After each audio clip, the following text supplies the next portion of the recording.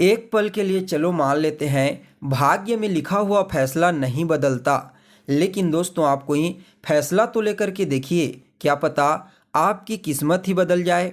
नमस्कार दोस्तों, मैं ज्योतिष आचार्य वासुदेव मिश्रा आपका अपने चैनल सत्य की खोज में हार्दिक अभिनंदन करता हूं। दोस्तों आज का यह ज्योतिष का कार्यक्रम आप लोगों के लिए यानी कि वृषभ राशि वालों के लिए बेहद ही ज़्यादा खास कार्यक्रम साबित होगा। आज हम चर्चा करेंगे दैत्य गुरु शुक्राचार्य के राशि परिवर्तन प्रभाव के बारे में। जी हाँ दोस्तों, दैत्यों के गुरु शुक्राचार्य राशि परिवर्तन कर चुके हैं। वह अपनी वर्तमान मूल त्रिकोण राशि तुला राशि को छोड़ करके अपने शत्रु मंगल की साधारण राशि अर्धजलीय राशि वृश्चिक राशि में प्रवेश कर चुके हैं 25 दिसंबर 2023 की प्रातः 6:09 पर, और आने वाले साल 2024 के 18 जनवरी तक इसी राशि में गोचर करेंगे। उसके पश्चात फिर से परिवर्तन करके देवगुरु बृहस्पति की मूल त्रिकोण राशि धनु राशि में प्रवेश कर जाएंगे। तो ऐसे में दोस्तों विस्तार के साथ जानने का प्रयास करेंगे सुख सुविधा, सौंदर्य, आकर्षण, दाम्पत्य और ऐश्वर्य के मालिक शुक्राचार्य आपको आने वाले 18 जनवरी तक किस प्रकार का परिणाम प्रदान करेंगे, किन किन क्षेत्रों में आपको इस समय विशेष तौर पर लाभ की प्राप्ति होगी, किन किन बातों का आपको ध्यान रखना है। साथ ही साथ शुक्राचार्य के इस गोचर प्रभाव को और ज़्यादा बेहतर और श्रेष्ठ बनाने के लिए क्या उपाय आपको करना चाहिए, हर एक जानकारी आपको बताएंगे। इसलिए कार्यक्रम को अंत तक देखने का प्रयास करें। और अगर आप अपनी जन्म कुंडली पर हमसे परामर्श लेना चाहते हैं तो वीडियो के अंदर और डिस्क्रिप्शन बॉक्स में आपको नंबर मिल जाएगा, जहां से आप संपर्क करके अपनी कुंडली का विस्तार पूर्वक अध्ययन करवा सकते हैं। तो दोस्तों आपको यह बताने की बिल्कुल भी ज़रूरत नहीं है कि शुक्राचार्य काल पुरुष का सुख है, ऐश्वर्य, सुख सुविधा।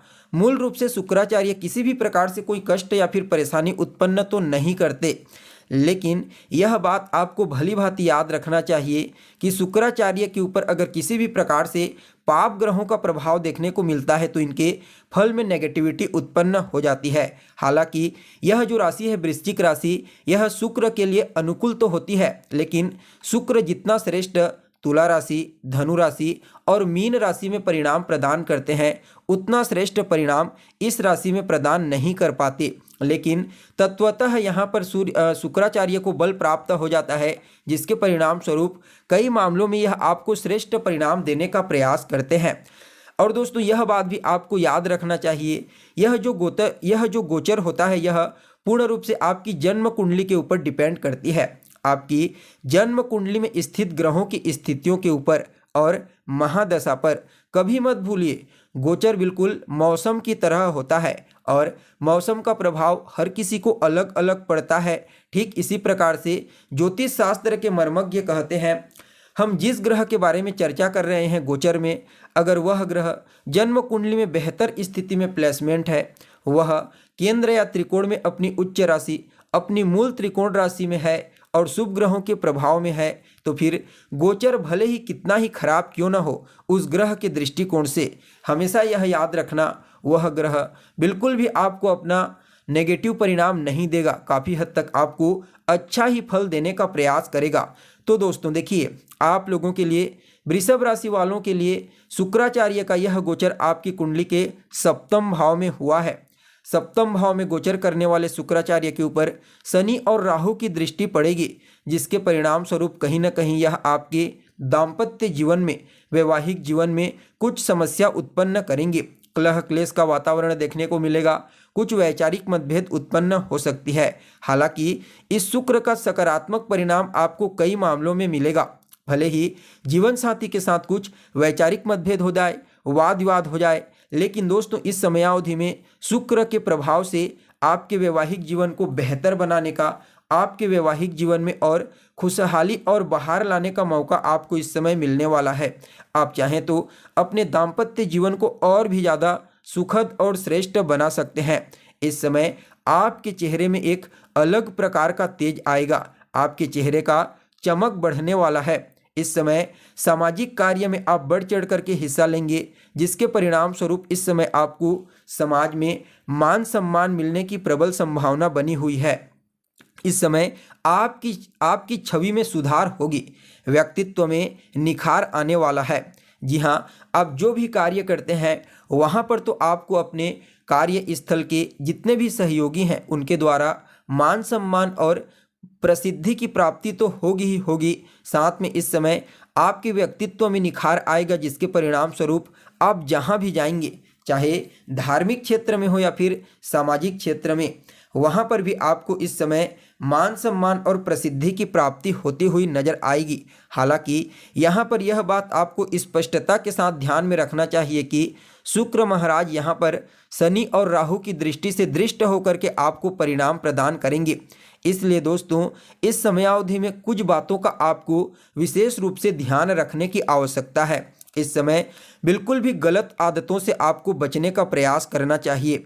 इस समय जितना ज़्यादा हो सके बिल्कुल पूरी तरह से अपने हर क्षेत्र में ईमानदार होइए। सिर्फ कार्य क्षेत्र ही नहीं बल्कि पारिवारिक जीवन में, वैवाहिक जीवन में और सामाजिक जीवन में अपने आप को ईमानदार बनाने का प्रयास करें।